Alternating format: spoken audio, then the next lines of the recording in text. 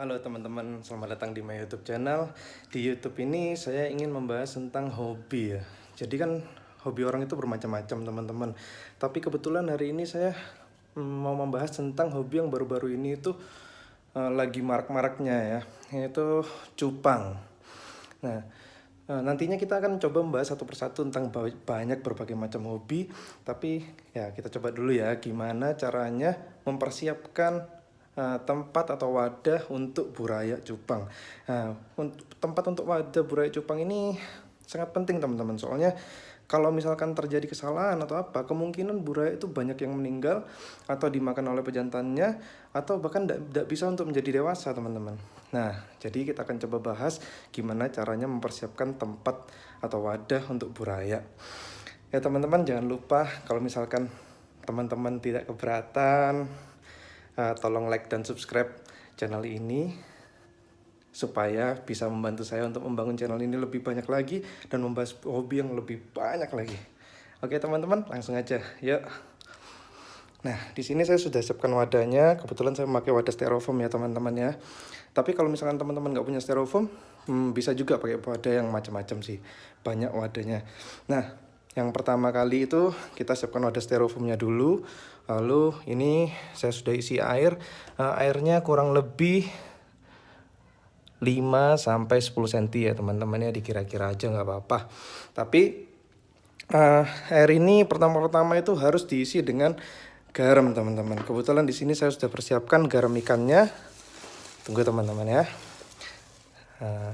Saya sudah persiapkan untuk garam ikannya dan saya juga akan mengajarkan bagaimana caranya untuk mencampur garam ikannya. Di sini kurang lebih saya memakai air 3-4 liter air, maka saya akan siapkan kurang lebih 2 sendok makan garam ikan ya teman-teman ya.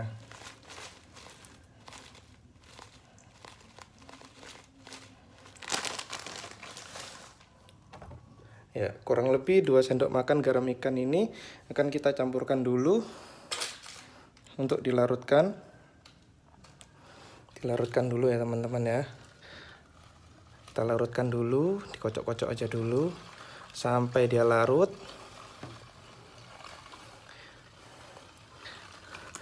Nah, kalau kurang lebih dia sudah larut, maka kita campurkan aja ke dalam wadah styrofoamnya ini. Kita campurkan dalam wadah styrofoamnya ini. Kalau sudah selesai, maka langkah berikutnya adalah untuk mempersiapkan daun ketapang ya teman-teman. Di sini kebetulan saya sudah mempersiapkan daun ketapangnya. Nah, kalau daun ketapang ini nggak perlu banyak-banyak banget teman-teman. Kalau misalkan nggak ada daun ketapang, bisa juga dengan daun pisang. Ya memang daun pisang, banyak orang yang bilang daun pisang itu lebih bagus daripada daun ketapang. Tapi fungsi daun ketapang ini juga sangat bagus teman-teman. Jadi jangan dilupakan ya.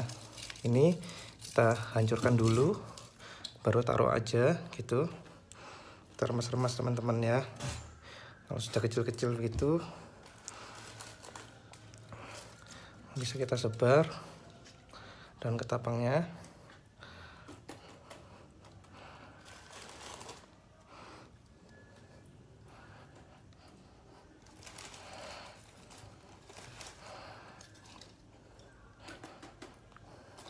Ini fungsi daun ketapang adalah untuk menjaga pH air teman-teman, supaya ikannya itu nggak stres. Karena buraya itu rawan stres teman-teman. Kalau misalkan dia dibiarkan langsung untuk pH air yang berbeda secara tiba-tiba, maka buraya itu rawan untuk mati teman-teman. Jadi kita harus siapkan begini. Setelah daun ketapang dimasukkan, ini daun ketapang harus direndam selama 2-3 hari teman-teman. Daun ketapang ini dibiarkan aja kayak gini udah cukup kok. Lalu langkah berikutnya yang kita persiapkan adalah tanaman air. Kalau saya teman-teman, kebetulan saya tuh suka tanaman air tipe frogbit ya teman-teman. Tanaman air ini nggak terbatas teman-teman, kita bisa pakai apa aja tanaman air. Tapi kalau saya kebetulan sukanya frogbit karena ya menurut saya bagus aja sih.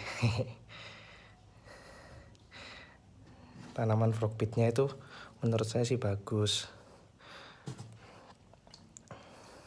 Di sini saya campur dengan wadah yang sudah saya siapkan teman-teman ya. Soalnya di dalam wadah ini itu saya udah persiapkan beberapa makanan teman-teman. Jadi nantinya kutu air yang sudah saya siapkan semoga nanti bisa terpecah dan jadi makanan sementara untuk burayak yang udah dimasukkan ke sini ya teman-teman ya. Kita campurkan dulu airnya. Nah, ini bisa kita diamkan selama 2-3 hari teman-teman. 2-3 hari kita diamkan.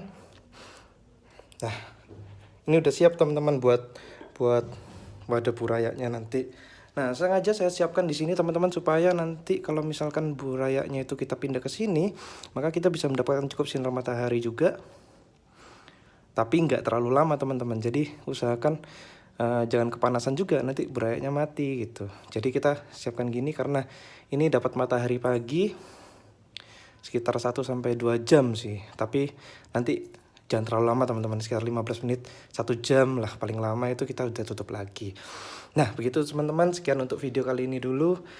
Kalau ada salah saya mohon sarannya teman-teman ya. Jangan lupa like dan subscribe. Terima kasih.